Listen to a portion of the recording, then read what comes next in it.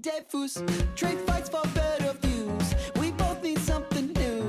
Maybe we should just tell them. I shouldn't think I is so good.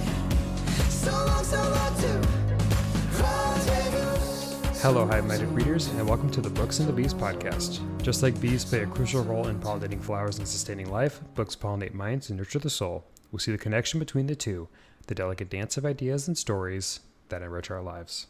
I'm Haley. I'm Cody. Welcome to our podcast. Hello, Hello. Haley. Episode 67, Yes. I think. 67. Sweet. 67. 67. We're doing good. Yeah. How are you? I'm alright. I'm Yeah. alright, yeah. How are you? Yeah, I'm good. Just came back from a trip. Oh, yeah. Tell us. Chicago. Good old Chicago. It was fine. I was super busy. Usually I get to do something. I did go to the Art Institute, kind of, but this trip was just really packed with everything, like 8 a.m. to like 9 or 10 p.m. most days.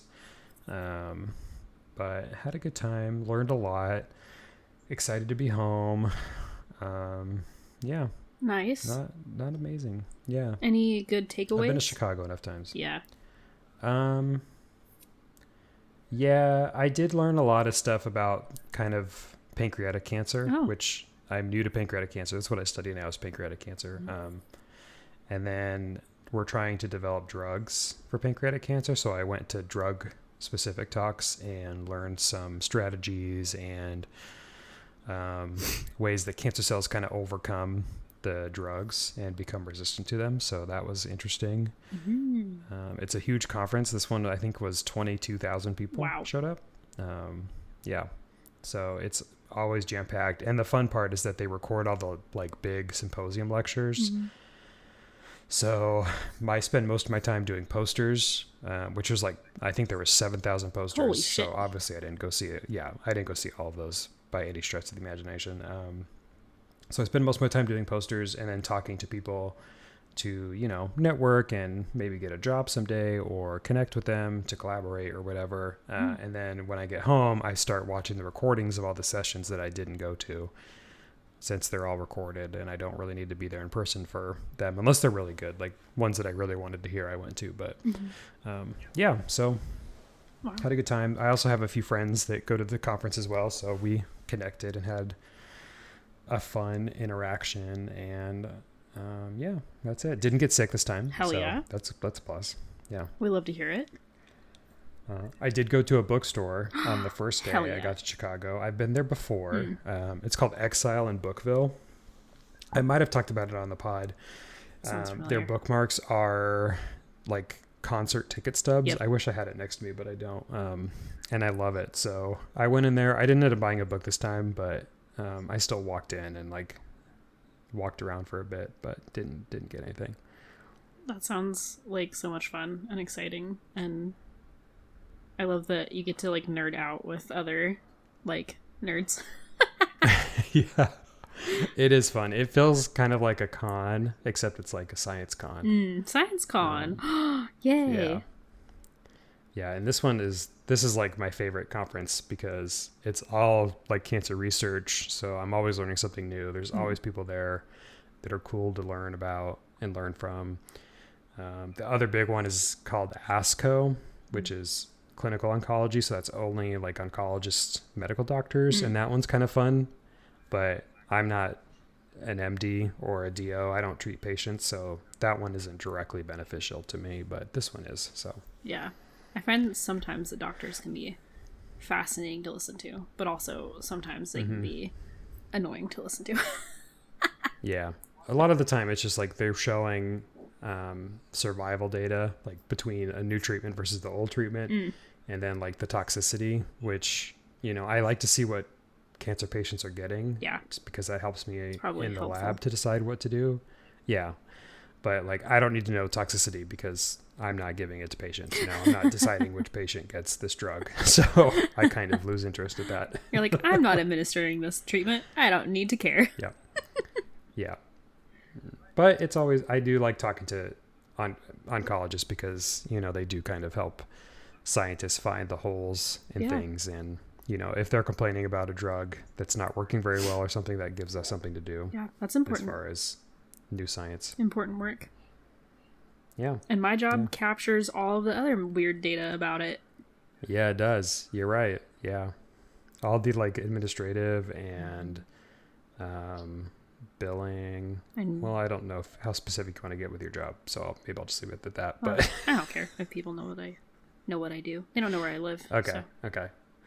Unless you're She stalking lives me now. at this address. I live at 1234. Go away. Yeah, it's amazing how much it takes. I mean, hospitals are such big organizations. They are. You know, They can be. just like everything else, I guess. Yeah, Yeah, that's true. they can be. I recently, speaking of jobs and stuff, I recently, well, two things. First thing, I recently learned about some like revenue cycle type operational stuff. Because that's the world that I live in, kind of. But where there's apparently, speaking of cons too, a giant like rev cycle like executives con that happens, kind of like a healthcare Nice. con too, where Nice. there's lots of them. There's coding cons, there's health con, there's like a HEMA, Washima, all that other fun stuff. But yeah, so that was interesting and kind of neato. And I was like, oh, I kind of might maybe want to go to that. That'd be interesting because it's other like leadership and executives. And I've recently decided that that's the career path that I would like to go down, which makes me also kind of feel like a terrible human being. But 'tis the system we live in, so. Yeah, unfortunately, you got to step up the ladder to survive. Yeah, and I really like the like systems processes side of things. Not necessarily billing patients. I think that whole thing is horrible, terrible. But how do we like improve our processes like in a hospital setting so that like we're not in the red? Yeah, in the red. I was like, which is the? But yeah, because a lot of hospitals are failing. So it's important. Yeah, I bet. Or they're being bought out, which is scary. Anywho, second thing, I've also been spending a lot of my time. This is so weird. Because I feel like I've recently said how much I abhor freaking ChatGPT and like AI bullshit, which I still do. But I've been planning my career path using it. So that's been fun. That's what I've been consuming my time with. I use ChatGPT. I don't think I use it every day, but I use it a lot. And I was actually just talking about it with somebody else because it's a really good. It's a really good way to like. I don't know if I'm writing a bunch of grants right now. It's a really good way for me to brainstorm how I want to convey something, and it's sort of like it creates a first draft for me. Yeah. That then I tear apart and rebuild. So it's like it gives me something to work on rather than like me just looking at a blank page and writing a whole cloth. Yeah, that's fair. I also use it. Well, it got banned at our hospital. We can't like go on to the website, which is just I'm like, come on, people. But I use it on my phone to like, for instance, I'm creating like a provider newsletter for like coding education, which is fun, and for me. Probably not to other people, but I use it to like I want to like convey these things, condense this like snippet down to like 50 words or less, you know, which is really helpful when I really just do not have the like brain power to or energy to like sit there and type like 200 words worth of word vomit information. Yeah, same. Especially when it's like all you need to do is convey this in a way to get the information out without sounding like you're being a jerk. Yeah. You know, because if I could email people and be like, "Hey, I need this, this, and this. Thanks." Yeah. Cody. I would totally do that. But then people would be like, "Wow, he's so rude," and you know, they'd be like, "Oh, why is he so short clipped with me?" and all this stuff. And it's like, I just don't want to add the fluff. I just want the information that I need. That's so funny. So I use ChatGPT for email a lot. Yeah. I'm the professor like when I was teaching, Uh-huh. if a student would write me this crazy ass long email about how they had to miss class or something, I'd be the one who responded with, "All right, see you next week." That's so funny because I was that student and I'm also that person at work that's like, do they hate me? Yeah. I use okay, I'm the type of person that I am. I use smiley faces, which is probably unprofessional. I don't care.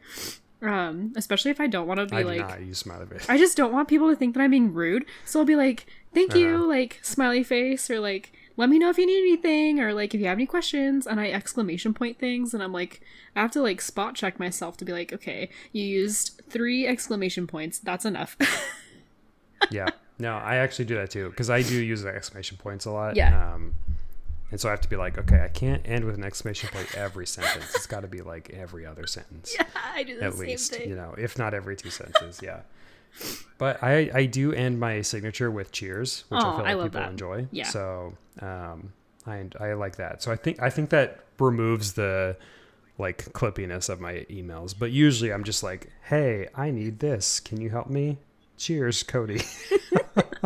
I have a few coworkers who put best so and so, and I'm like, Yeah. "Ugh, that always feels like Yeah. I don't know. They're like you're like annoying them with your presence. They're like, here, I guess I fucking will send this email. Like, have it. Maybe I should, because best is what I use when I try to be serious. Like, Oh, that's when good. it's like a serious email, not Yeah. like a, you know, because I don't want to say cheers in like an email where like something's happening and, you know, like, oh, you know, we just lost all our money. Cheers. You know? I don't know. That might be helpful. Might take the Yeah, sting out of maybe. it. Maybe that's true. I put thank you. I put thank you on literally all of mine. I have another coworker. Yeah, who puts, thank you's a good one. Yeah, who puts like sincerely, which I'm also like, this Hmm. is not a letter. We don't need to. Sincerely is a little dated, I think, but Yeah, I respect it. Yeah. I respect it. I'll do best wishes sometimes. that's nice. Yeah. But cheers is my go-to. I have an auto set to just write cheers for me. So Yeah, I have mine as thank you, and that's literally it. But I'm also the type of person who, like, will click on my signature every time instead of just making it so it autofills my signature. I don't know what that's about, but yeah, I have. I do the same thing because, well, I have a couple different signatures. It depends on who I'm sending it to, like my work one versus like my nonprofit one. So like I pick it manually based on the audience, but yeah, other than that, that's fair. they're not that different, honestly. I could just make them the same, but That's fair. I secretly am so excited for when I do complete my master's program so that I can have my like MBA after my name. yeah. I really liked it because when I got the master's, I did that MS, and then when I got the PhD, I just got rid of the master's and put the PhD. Well, So as you should. it's fun. Yeah. Yep. Pretty soon, before you know it. Yeah. Hopefully.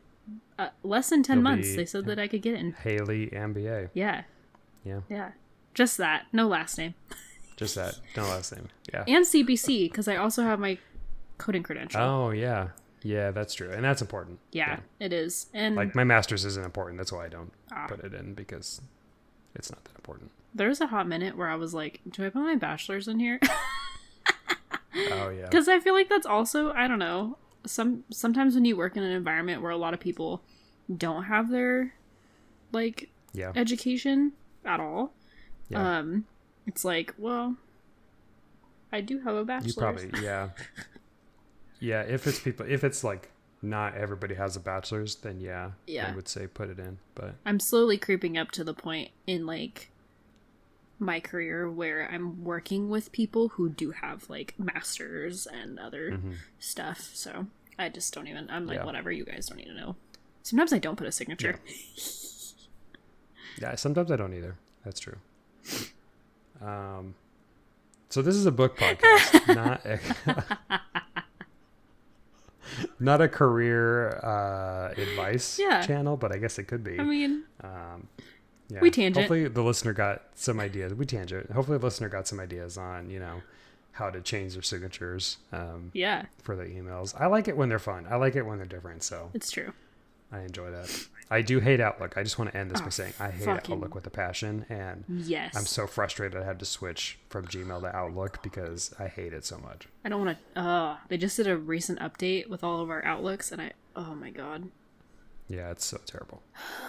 It's the worst app ever, honestly. I just hate everything about it. Yeah.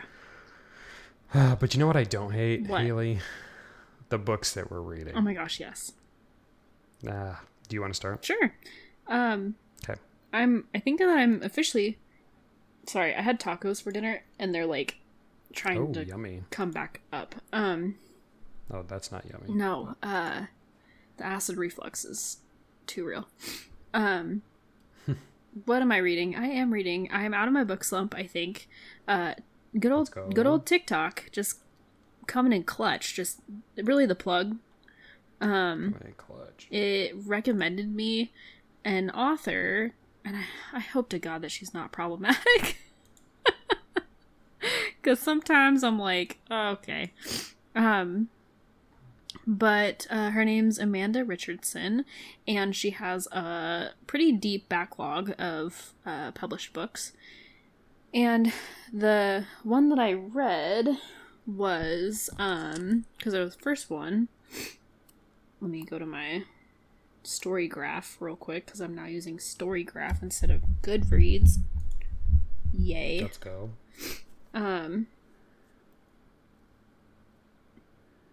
Was called, what was the first one? It was called Dance with the Devil. It's part of the Midnight series by Amanda Richardson.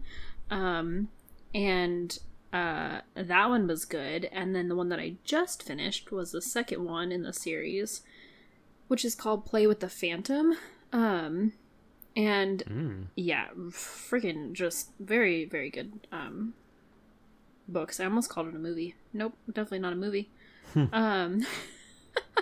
But definitely honeyed frenzy for both, although the first one was spicier than the second one. Oh, okay. Yeah, I was like oddly surprised that the second one was less like steep, like there was less scenes, I guess. It was more about like the story and the plot. But so yeah, the Play with the Phantom, basically it's about this woman, she's like in her mid to late 20s. That was the other thing that I liked about these books.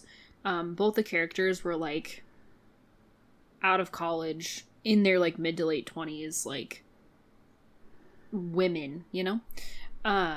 So this girl, she's a CPA, which I also love that. Nice. I was like, yes.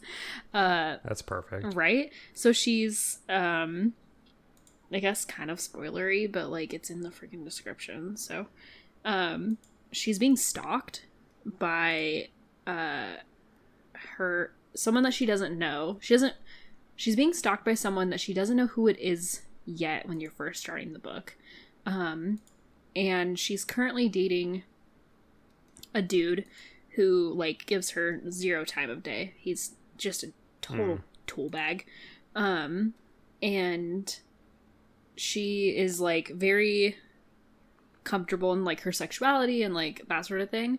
But he's like very much like ignores her, like doesn't care. And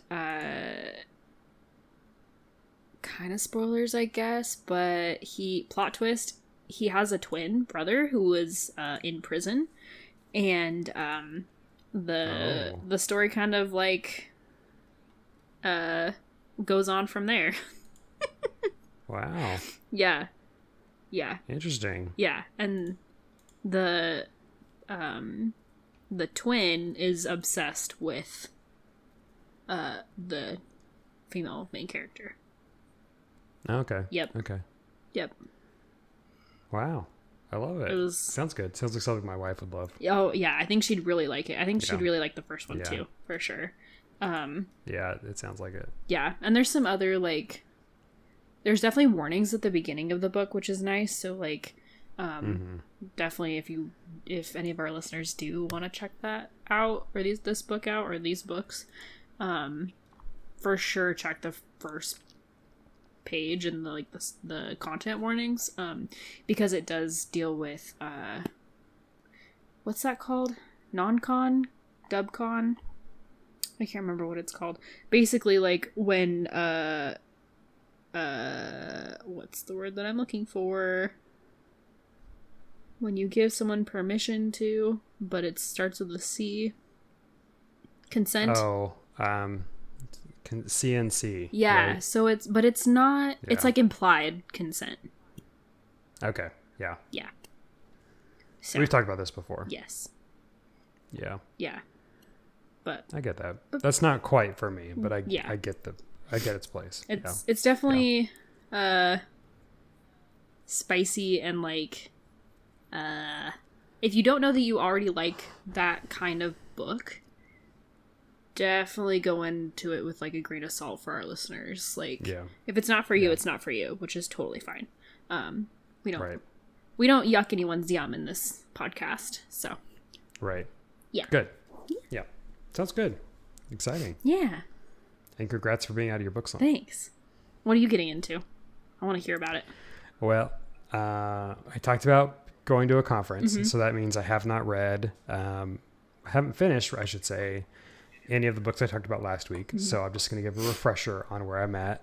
And I want to start by saying I totally called Iron Widow, which is the book I'm reading, wrong last week. I called it Iron Flame. And it's not Iron Flame. It's Iron Widow by Xiran Zhao. I think it's in the show notes as Iron Flame. I should actually go back and fix that in the show notes. But I think I might have said it correctly on the actual podcast because I didn't catch it when I was editing. But anyways, if I messed up, I'm sorry. It's Iron Widow by Xiran Zhao. It's the first in the series. I think there's 2, and I'm not sure if there's going to be more than 2 because I'm still haven't finished the first book. But I'm really loving it. It is about this girl who's in a futuristic alternative reality, and it's very similar to Chinese culture where men are dominant and women are considered submersive, and they bind their feet, and their whole life is supposed to be taking care of their husbands and, bringing honor to their family.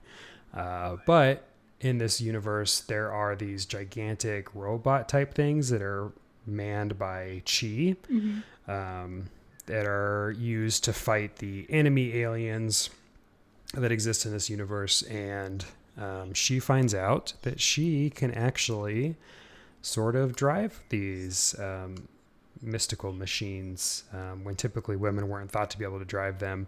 And she has chi that women aren't supposed to have, and she's totally fighting against the patriarchy, and I love it. It's a great book. I won't say more than that because it's pretty spoilery after that point. There is an element of a love triangle, which I feel like that could be considered spoilery, so I'm sorry, but there's a love triangle. I won't say any more than that. And it's actually a true love triangle, so there's a lot of bisexual representation in here, which I think is great because I don't usually like the characteristic love triangle. I'm definitely more interested in this. It's not spicy at all. It's definitely a 1 on the honey scale. There's implied romance, but it's not actually on the page. And I think I'm confident saying that because I'm like 89% of the way through the book and have not seen any sex on the page. So I think there's none, but I could change that, I guess. Excited to finish it. Probably will today. Really liked it. And I'm definitely going to read book 2. So stay tuned for that. Hell yeah. The other book I'm listening to is Columbus Day, which is the first book in the Expeditionary Force by Craig Alanson. I'm working my way through it. I'm probably about 40%, maybe close to halfway through. And it's about this alien race that attacks Earth, and the humans sign on to fight the aliens with another alien race. So there's 2 alien master races that are waging war against each other, and humans are caught in the middle. And the humans are realizing that maybe the ones that they signed up with are not the best people to be fighting with. And I'll leave it there. It's a massive series. I think there's 20 books. I think the 20th book just came out not that long ago. That's crazy. And I'm enjoying the book, as in when I want to listen to it, I listen to it and I enjoy it. But I'm not seeking out to listen to the book. And I am listening to podcasts more often than I'm listening to the book, which is usually a sign that I'm not super into the book. So Gotcha. I think we'll see what happens. I'm going to give it a little bit longer. It was recommended by a friend of the podcast, so I want to give it the old college try. But it's a little military-esque for me, and I'm not a gigantic fan of military books. It is kind of funny. I am enjoying the humor of it, but it's definitely military. It's definitely written in the classical military style. So we'll see what happens, but, I'm still trucking along with it, so you never know. Hell yeah. I feel like the first book, when the Iron Widow, I don't know why, but every time that you've like talked to me about it and just talked about it in general, but like it gives me like such like Mulan vibes mixed with what the fuck is that movie with the robots that they jump into and they fight the monsters. What is that called? Transformers? No, not Transformers. I don't know what that is. No, my husband would know. Pacific Rim. That's what I was looking for. Oh, Yes. yeah. No, it is actually. I think that's a great description. It's definitely Mulan-esque. And it's very sci-fi. Yeah. And I'm really enjoying it. And I've been in a book slump lately too. Mm-hmm. And I feel like this book is kind of crawling me out of it, so I'm really excited about it. Yeah. Yeah. I love that. Cool. Well, as always, we have some fun books we're looking into. Oh, I guess I could say I do want to start the Mickey 7 book, which the movie just came out, or is coming out. I'm not sure if it's out yet, with Robert Pattinson. That looks like a great book and a great movie. Yeah. So I'm going to start that book here soon, right after I finish Iron Widow. Hell yeah. So stay tuned for that. Yeah. We both have a little bit of beekeeping. Yes. Do you want to do yours first, or do you want me to do mine first? You can do yours first. Okay.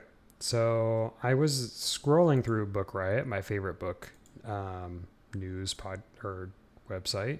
Not a podcast. Well, there is a podcast, but I was on the website.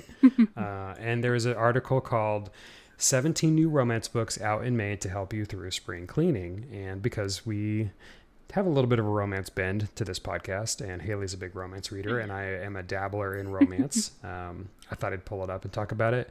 There are some really great books on here. I'm not going to cover all of them, but there's a couple that I thought I would pull out. There's one that's called Time Loops and Meet Cutes by Jackie Lau, and it is, I think, about meet cutes that happen in a little time bending universe. So I'm kind of excited about that. It looks like it's a guy who travels back and forth in time, maybe. So that looks like a book that I would read. It's kind of like a mix between romance and sci-fi. I think would be really fun. There's also Salty Spiced and a Little Nice, which is a baking romance, and I do kind of love baking romances. I think they're really fun, and this name is really cute, so I love that. It's really good. And then the one that stood out to, I think, both of us is called Behooved, which is a story about a young woman who marries the royal heir to the neighboring kingdom, but he turns into a horse. And I think we can all imagine what this is going to be like. So it's probably going to be really funny and kind of weird, but probably a really interesting read. And honestly, the title itself, Behooved, is just totally making me laugh every time I see it. By M. Stevenson is the author. So I think that's worth checking out. I don't have the release dates on these, but it says they come out in May, so I guess you can look at that on Goodreads. Yeah. I won't look them up. I'm not that energetic. The last one is actually really interesting too. It's called Heartstruck by Seb Argo and Dion Yorkie. And it's basically about two queer superheroes that fall in love. And I think that's kind of fun because, it's not very often you see queer superheroes, and it's not very often you see queer superheroes falling in love. So Talk about a good unique book for sure. Yeah. It's called Heartstruck. I have so many puns in my head just looking at the cover. I know. It's such a classic like superhero cover. Yeah, it looks electric. I'll say it looks electric. It looks electric, yeah. It's going to be a shocking read. I hope that they have a good spark. Yeah. Oh, yeah. So, yeah, check that list out. I will post it in the show notes as always. Thank you, Book Riot, for literally carrying our podcast with news, because you guys are always dropping great stuff that we basically just steal and then take. Yeah, thanks. But thank you. We cite you, though, so it's not stealing. It's legit. Yeah, we credit our sources in this podcast. Yeah, we do credit our sources, yeah. We're scientists. Unless we are too lazy to. Yeah, that's fair. Haley, you have some beekeeping. Mm-hmm. I do have some beekeeping. I recently told one of my coworkers about Storygraph and Libby and the Libby app. And Libby, and love she Libby.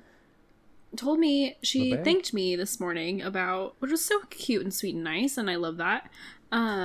But she thanked me this morning for like showing her that, because she went and got a library card and was able to sign up. And I know I had like, that's amazing. I had like a little like proud moment where I was like, oh, I love that. So yeah, that's my beekeeping. Yay. Oh, that's so wholesome and nice. I love Yeah. it when that happens. It's like when someone reads a book that you recommended to them and they're like, oh my God, I've loved that book. Yeah. And it just makes you so happy. Yeah. And she and I have had a few conversations about like books and stuff. So I was like, dude, if you want like free books, or like you want a place to like look books up or like track what you're reading, because she was saying that she just like keeps a bunch of like sticky notes. I hope she doesn't mind me saying this on the podcast, but I'm not name dropping or anything, so it's fine. Yeah. But she was saying that she usually just like keeps like sticky notes and stuff of like books that she like wants to read, and I was like, no. Let me get you on a TBR.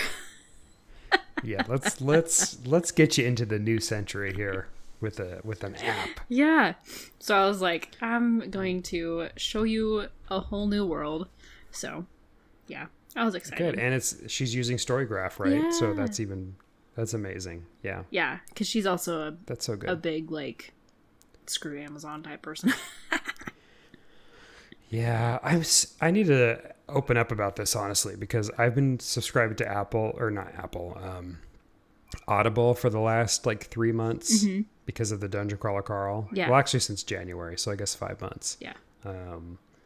And I'm kind of irritated because I don't want to give Amazon money, but they've got a good system. You know, I guess it's like having a Kindle, you know, it's kind of hard to not have a Kindle. Yeah. But It's true. Sometimes it's really hard. Like, what was the quote that I saw one time where they were like, there's no ethical consumption under capitalism. Because I feel like you can have like the best intentions and we can do like our due diligence and our part in other spaces.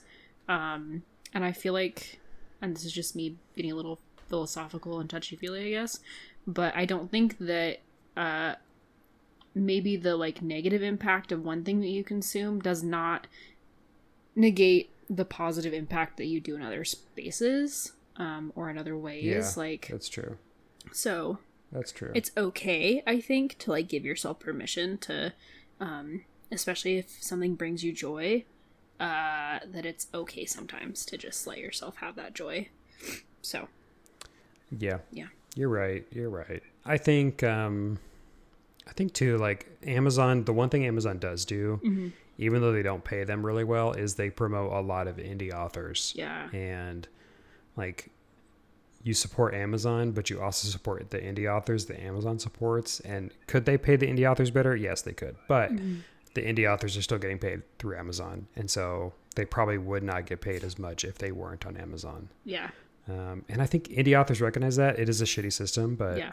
like if they want to make money, they get on Amazon and they make money. Like Matt Dinniman became popular because his books got purchased by Amazon basically. And then they got totally like reformatted, like restructured as far as like how they were content, you know, released, and became a super big hit. So, Yeah. You know, you never know what's going to happen to them, and you want to support the indie authors too. So that's kind of how I like to think about it. But that's true. And you never know, they might get like super duper popular and then go get like signed on with the like publishing house. So yeah. I don't know. That's true. Well, I think, yeah, that's how Matt Dinman got it. He's like, his books are now published at a publishing house. And then I think Amazon has the Audible exclusive rights or the audiobook exclusive rights. Yeah. Something like that. I feel like I'm not getting that quite right, but it's something along those lines. Yeah. But I did hear, actually, now that we're talking about this, so bookshop.org, which is an alternative Amazon book purchasing website. I think we've talked about it on the podcast before. I personally haven't used it because I don't actually like to buy physical books online. I like to go to stores and get them. Fair. But bookshop.org is a good place. I believe you give a certain percentage of the money that you buy, it goes to the indie bookstores in your area when you buy on bookshop.org. So it's a good place to do it if you like to buy online. But I think they're now going to do ebooks as well. And I believe soon that will also be available on Kobo. So you'll be able to buy Bookshop book ebooks and have it sync up to your Kobo, and I think your Kindle as well. Wow. It's probably already set up for Kindle, but That's cool. yeah, so maybe check that out. And maybe we'll do an official episode on it. That's not what we were planning on talking about today, but maybe we'll do an official episode on it and then tell our listeners how to take advantage of it. Hell yeah. Yeah. Cool. Well, should we jump into the main event, which is probably going to be a quick main event? Yeah. We are just going to kind of introduce our co-read Yeah. today, which is Octavia Butler's short story. It's called Bloodlust. Do you know what it's called? It's, Cotton 4K. Don't know what it's called. You're not a real fan. Let me go. Because I keep... It's called Blood something. Yeah, I think it's Bloodchild. Yeah, it's called Bloodchild. Bloodchild. I was like, it has blood and child, but I couldn't remember. Okay. Yeah, Bloodchild by Octavia Butler. Yeah. Which I'm really excited to read. I actually haven't gotten it yet, so this is a good reminder for me to pick it up. Same. Are you going to get it? Are you going to buy it? Are you going to get it in the library? How are you going to get it? That's a really good question. I think I'm going to buy it. Nice. I'm debating whether I want to actually physically go, like, if I want to order it and have a physical copy. Unfortunately, probably through Amazon. But yeah, because I just don't I don't have a way of getting, like, where I live. The closest, like, Barnes and Noble is, like, I don't know, like an hour away. Yeah. I know. And it's probably, honestly, it's probably not popular enough to be in a bookstore, like just on the shelf. You probably have to order it, you know? But I was also debating, because when I was looking, because I was like, where do we even fucking find this book? But I was looking on the iBooks on Apple Books, and it does have it has the collection, so Bloodchild and Other Stories by Octavia Butler, which it's 149 pages on the app, and but it does have Bloodchild in it. It also has Speech Sounds, Amnesty, The Book of Martha. I think that's it. I'm pretty sure that's it. So I might just buy it there. It's $7, $6.99. Yeah. So I might just get it there, and then I can have other books of hers that, like, if I want to read them, I can. So yeah. Apparently, Bloodchild was a Hugo and a Nebula Awards winner. Ooh. Oh, yeah, that's right. I think we did bring that up, didn't we? Yeah, I think so. Ooh, I think I just found a free version of it. I don't Oh, know if I like hell that. yeah. Oh no, that's just the first. That's just a preview. Oh, just kidding. I wanted to show you this cover because this cover is unique. Or I haven't seen it before, and I'm trying to pull it up so that you can see it. Yes, show me. Okay. Now how am I going to do this? Can you see that cover? Yeah. Oh, that's pretty. Isn't that so pretty? It's like a hummingbird and like a sun, and then there's a little flower on top and like two other like yellow balls. I like it. Ooh, and the introduction is by Jesmyn Ward, who is a fantastic author. Yeah, maybe I'll buy this version. I was debating. I think I'm going to buy a physical version because I already have the Dawn trilogy by Octavia Butler, and I have Parable of the Sower. I don't have Parable of the Talents, but wow, her. So I already have 4 books by her, but yeah, I really want this one. Her covers are beautiful. Holy shit. Yeah, they redid them all because like they were from the 80s, and like so like if you look at the old Dawn covers, they're like really outdated. Gotcha. Here I actually have the original Dawn cover pulled up. Oh, I see it. I have it on mine too. Oh yeah, here's the Dawn cover. Oh yeah, that's So like, you know, it's from the 80s for sure. it's very much giving 1980s. Yeah, it's very cringe. Yeah, like look at how it's a great beautiful this freaking cover is.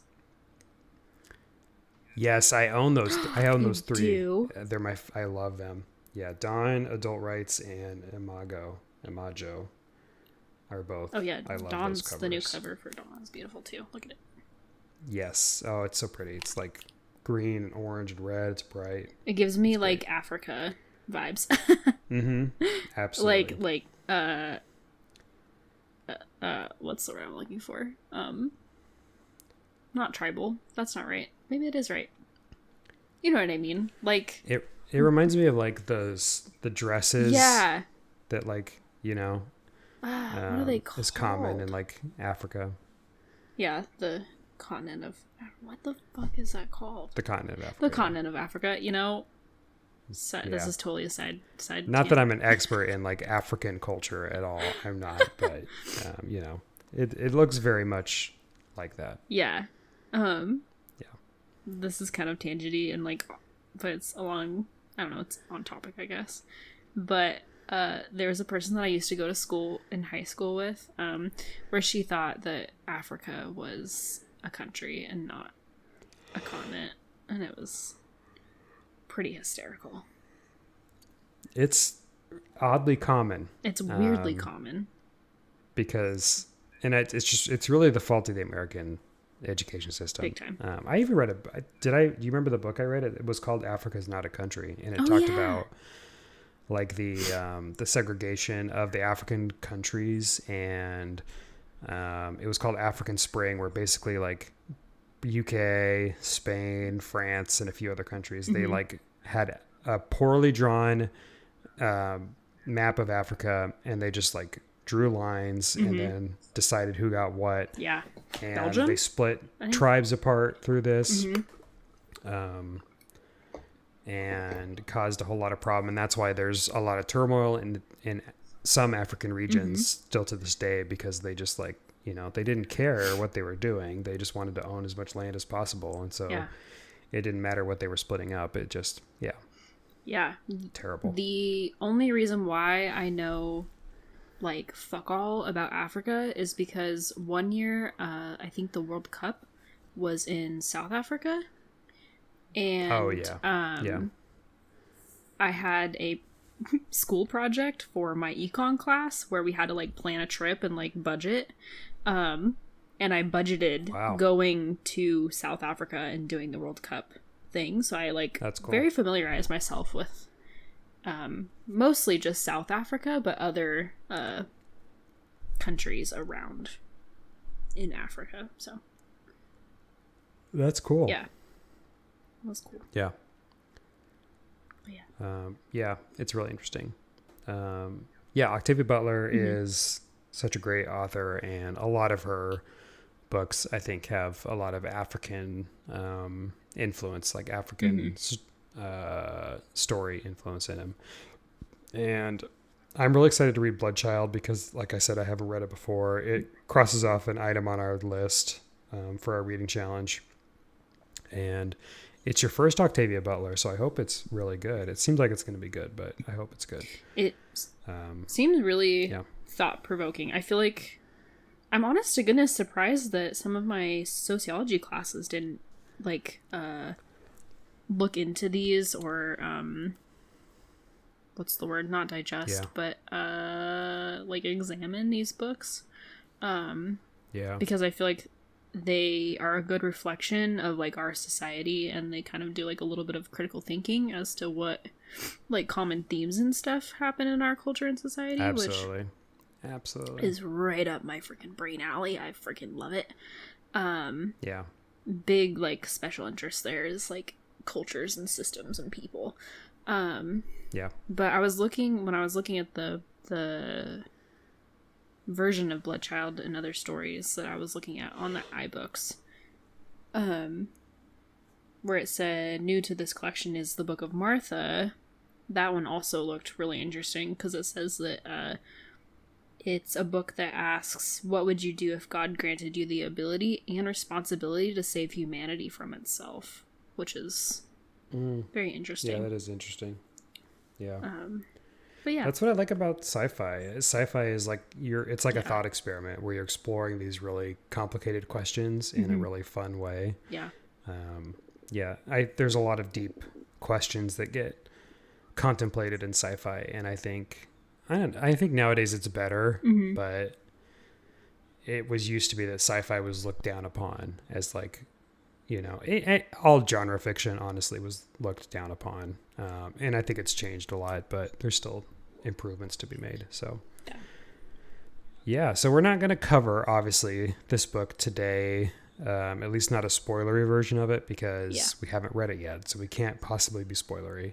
But we wanted to remind you to get it because we did kind of announce this short notice. But it's readily available. It was published a while ago, so I think it's pretty easily to find. I'm sure you could find it at a used bookstore. I actually found it at thriftbooks.com. I was just looking. Thriftbooks.com is a used bookstore website. So I'm sure it's available for relatively cheap. I'm sure you can find it at your local indie if you'd like to order from them and have it shipped to you if they don't have it at the store. We'll probably just talk about it in one episode, I think, because it's a short. I think it's 30 pages, so it'd be hard to split that up, and talk about it. Yeah. So we'll probably do it at the end of the month, have our spoiler version like normal, but I'm really excited to read it. Yeah, me too. I think it's going to be a good one. Yeah. And I think, I don't know, is now a good time to say that maybe are we going to do this every month? Have we decided we should do a book every month? Yeah, I feel like we should. I feel like that'll be really fun. Yeah. So I think now's a great time to also say that Haley and I have been talking about the future of the podcast, and we've decided that we're done. No, no, this is the only thing that brings me joy. No, we've decided that we're going to try to do more co-reads. And in fact, I think we're going to try to do a co-read every month for a little while and see how it goes. Yeah. So we'll stay tuned. I think what might work out, we're still kind of working out the kinks, but I think it might be a month where like you pick a book for a month and I pick a book for a month, and we kind of go back and forth. So we'll have more with that next week. But I think for one, we want to open up the natural dialogue of the podcast and make it more casual. Yeah. And two, we really like the co-reads. I think we both have loved every co-read we've done. Even the Sarah J. Maas book that we didn't finish, I still enjoyed us talking about it, Yeah. So I think we're going to kind of maximize that. And if it becomes too much of a challenge for us where we're having a hard time finishing the books, we'll address it then. But for now, I think it's going to be really fun to do a co-read. So we're turning into a book club podcast, I guess.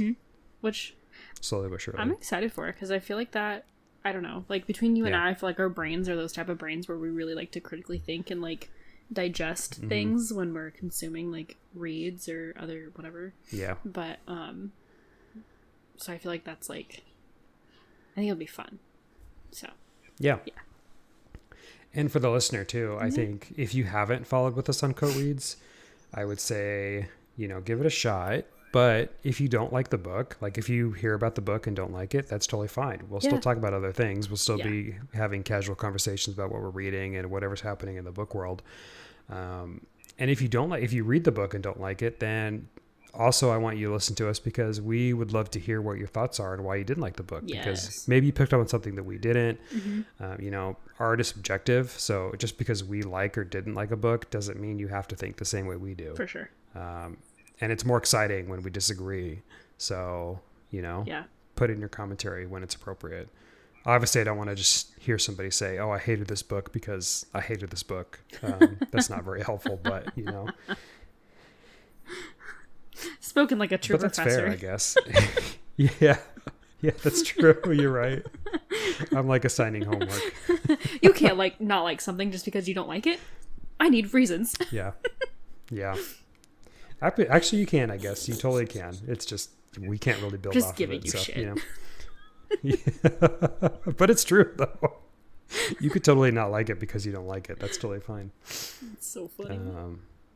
Yeah. So we will, like I said, we won't do a spoilery version of Bloodchild to the end of the month to give you plenty of time to read it. So don't worry about that. We will definitely tell you when we do spoilery versions of episodes, like always, so that you have plenty of time. But I'm really excited for this. I think it's going to be really fun. I'm excited to read an Octavia Butler. Yeah, I'm really excited. Samesies. Yeah. All right, Haley, do you have anything else you want to chat about before we wrap up? I don't think so. Happy Friday. Yeah, happy Friday. It's Friday for us. God. Yeah, for our listeners. We're currently on Friday, and I literally... And we had like a week and a half off because we recorded really early last week so I could edit it before I left. It's true. So we had like a week and a half off. It's true. I was just listening. I was just looking at that list for on the Book Riot. And there's a book called Flirty Dancing, and I need this book immediately in my possession. It looks I did see so that good. book. Yeah, and that's it looks really so good. cute, and it looks like it's like a little gay romance. Oh, I need it. I need it immediately. Yeah, No, that is a cute book. I see a Barnes and Noble trip in my future. Yeah, 100%. For sure. 100%.